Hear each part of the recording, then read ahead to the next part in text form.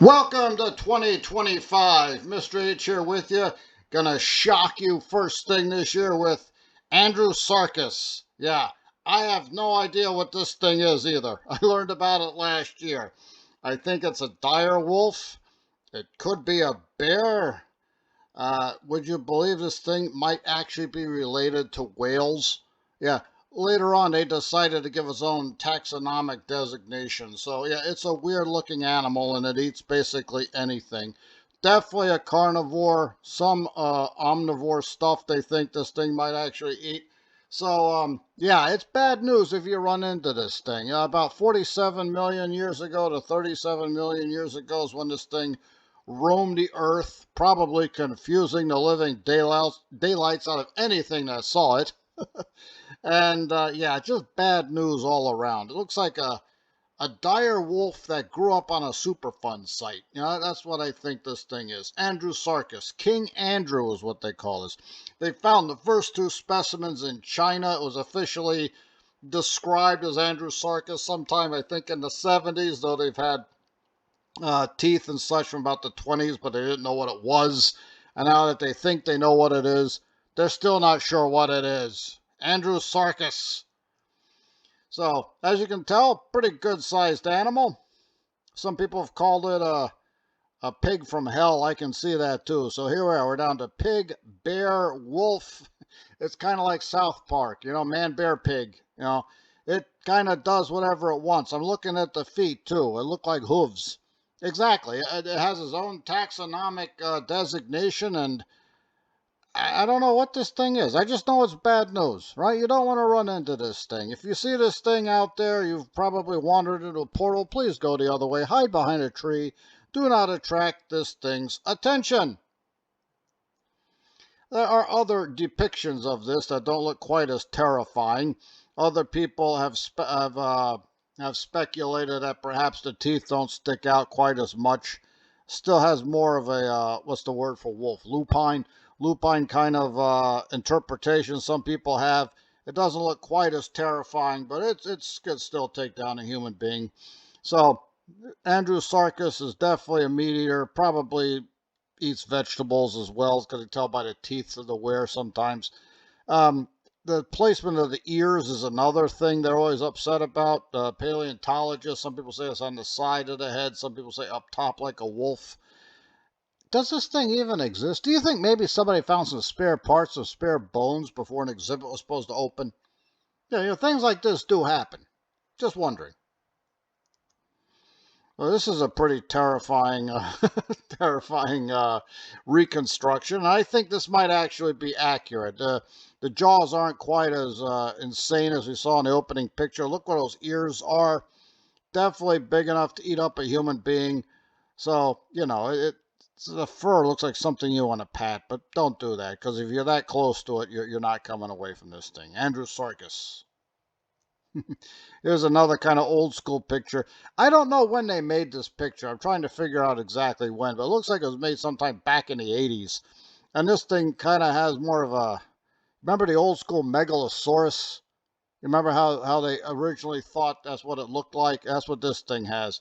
And definitely a meat eater and not a nice meat eater. Yeah, usually most animals will kill something and then eat it. This guy's eating it and it's clearly not dead yet. I don't know. Don't know if that actually happened or not, but if there's an animal that does this kind of thing, it might be Andrewsarchus.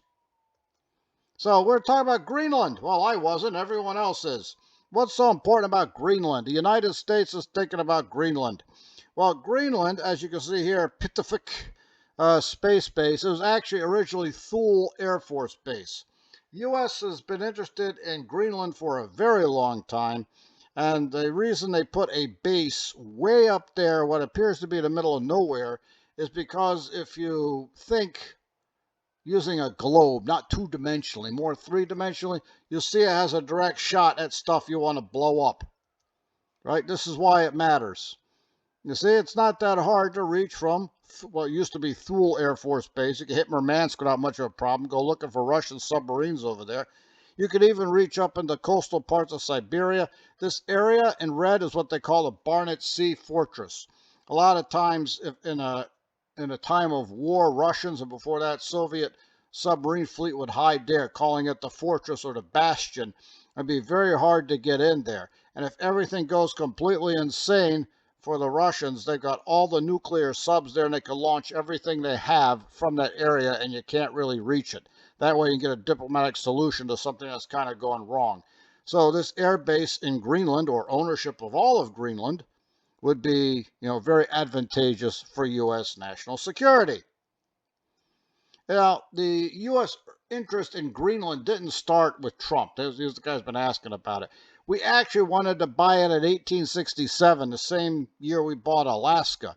Andrew Johnson had bought Alaska from the Russians who wanted to get rid of it. Greenland belongs to Denmark. It's belonged to Denmark and Norway. They colonized it back in the 900s. The colony died out. They picked it back up again in the 1400s. Personal union, all that kind of stuff in Denmark and Norway. And Denmark has owned it since 1814. So they tried to buy it off of them because we had explorers up there already in the 1870s. Why they thought about it? Maybe they were thinking ahead, thinking about the Northwest Passage or something like that. Maybe they knew something about global warming, figured the ice might melt one day. Maybe just look really good on a map, because the 19th century manifest destiny. Some people have speculated they're probably trying to wedge Canada in to take it over. That's a whole different story. Now, obviously, they didn't go for it. Now, in 1910, the U.S. ambassador to Denmark is Maurice Francis Egan. They were trying to play some kind of strange geopolitical version of a three-card Monte here. So he wanted to offer Greenland in exchange for Mindanao in the Philippines. That's the southernmost island, and a couple other ones there, right?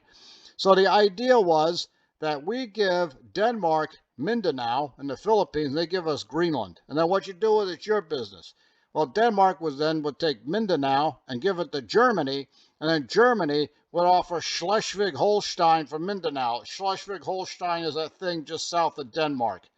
So anyway, this looks way too complicated. They decided not to do it because once you start grabbing the corkboard and the yarn and the push pins, it gets a little complicated. But Maurice Francis Egan, the U.S. ambassador, he's trying to make this happen. It didn't happen. Ever hear of the guy before? Ever hear of him since? Nope. That's how you know it didn't happen. Then back in 1946, Cold War stuff. Remember I showed you the map of how you hit north part of Russia from up there. Yep. So once again, 1946, Harry Truman offers $100 million to Denmark for Greenland. And of course, they say no. But it's okay because we got the bases there. And we occupied Greenland in 1945 actually 1941. When the Nazis overran Denmark, we occupied Greenland so the Germans wouldn't get it. And I think they were thinking about never leaving because Denmark kept trying to hint, war's over, time for you to leave the base, and they decided not to. Signed a 99-year lease, kind of pushing it on them. Yet we're not going. And they've been thinking about Greenland for a very long time. Now, 2019, then President Trump was thinking about Greenland, and they didn't go for it. And now, future President Trump once again brought up Greenland, and Denmark's prime minister said kind of rudely, Greenland is not for sale. I mean, simple, no thanks, we're going to hang on to it. That would have been nice. And they tried to backtrack and say, we didn't mean it to sound that way. We're just not going to sell it. And then they tried to say, we're going to increase Greenland's defense budget. Right, would they think we're going to take it by force or something? No, we don't need to. And if we did, you couldn't stop us because Greenland's military is 4 ships, 1 airplane I can't figure out the identity of. And you ready for this? 2 bobsled teams. So if we wanted to take it, we could take it. No problem. But, we don't want to operate that way. We're supposed to be an ally. But, the real reason everyone is interested in Greenland, not only geopolitical reasons and strategic reasons, it's money. It always comes down to money. That's what they're after. They're after the money. There are so many resources, oil, chrome, aluminum, cryolite, all kinds of great stuff buried under the ice sheet. If the ice sheet retreats, suddenly you can go after these resources. Denmark does not have the manpower. They don't have the technology, but they do own the place. And it's valued at about, they think, 50 trillion? Yeah, you heard me, right? $50 trillion. So my proposal to both Denmark and the United States is that maybe we can have a partnership. They own it. We go over there, dig everything out. We handle the whole thing. I was going to say 50-50, but that's a lot of work. So maybe 60-40, right? You get 40% for not having to do anything. Seems reasonable to me. I will draft an email to both, the U.S. and U.S. State Department and Denmark's Foreign Ministry, and I'll keep you posted what happens. Hopefully, FBI doesn't show up at my door again. All righty. If FBI needs to go anywhere, maybe it's Russell Wilson's house. Oh, that was a bad game on Christmas. We could have won this game. I mean, Patrick Queen, who used to play for the Ravens, now Steelers, had 2 interceptions fall in his lap. Yeah, I know you play defense; you can't catch that well. But if he caught any one of those interceptions from Mahomes, yeah, we might have won this game. And then, of course, I don't know what Russell Wilson was doing. He had trouble hanging onto the ball the whole time, and yeah. It was just not a very good game, especially not on Christmas. So, people in Kansas City thought it was a great game, but not so great here in the Steel City. But that's okay. That's okay. We got the Cincinnati Bengals coming up next. The Bungholes from Cincinnati. We can beat them. And I hope so, because the Steelers were 10-3, and now they've lost 3 games in a row. They're kind of like the Pitt Panthers this year. They were started off 7-0 and then lost 5 in a row. I don't want to go down that same route. Now, the Steelers have clinched a playoff spot. We are going to the playoffs. Now, will it be on the road or have one game at home? That depends on the Steelers-Bengals game and the Ravens-Browns game. Here we are. Look at the AFC Central Division. Baltimore's got a 1-game lead. Pittsburgh right behind them at 10-6. I really hate this 17-game schedule. That's what we got. If the Steelers win and the Ravens lose, they end up tied, but the Steelers get the tiebreaker because we're going to have a better division record than they do.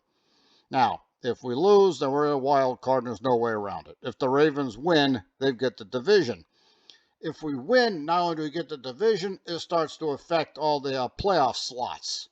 All right, let's draw back. Look at the conference here a second. All right, see, Kansas City, have already got number 1. My Buffalo's number 2. Maybe if Baltimore loses and Pittsburgh wins, maybe the Steelers could slide into number 3 or number 4 slot. And that way, the first playoff game is at least at home. After that, who knows what happens. Yeah, they got 7 teams in the playoffs now. What used to be playoffs is now one big participation trophy. But nonetheless, we're there. Now, if the standings end up the way they are now, then we'll probably end up playing Houston on the road. But any number of things can happen. Tied there with the Chargers. The Broncos are in striking distance. If the Steelers lose, they could sink all the way to 7. But if we win, we might be able to grab the division and play at least 1 game at home. And after that, who knows? Once you're in, you're in. That's all that matters, right? So go Steelers. Take out the Bengals. Why? We need it for the playoffs. And B, I don't know, Cincinnati. I just feel like beating the Bengals, right? End the year on a high note. Hey, and speaking of high note, start the year on a high note and buy Heaven's Steel, Mr. H's book.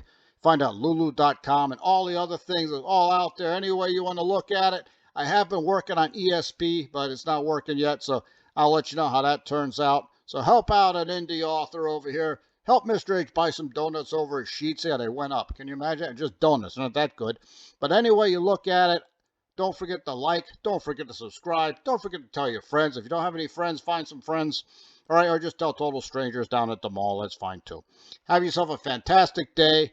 Don't forget to like and subscribe, and I will see you next time. Das Vidania.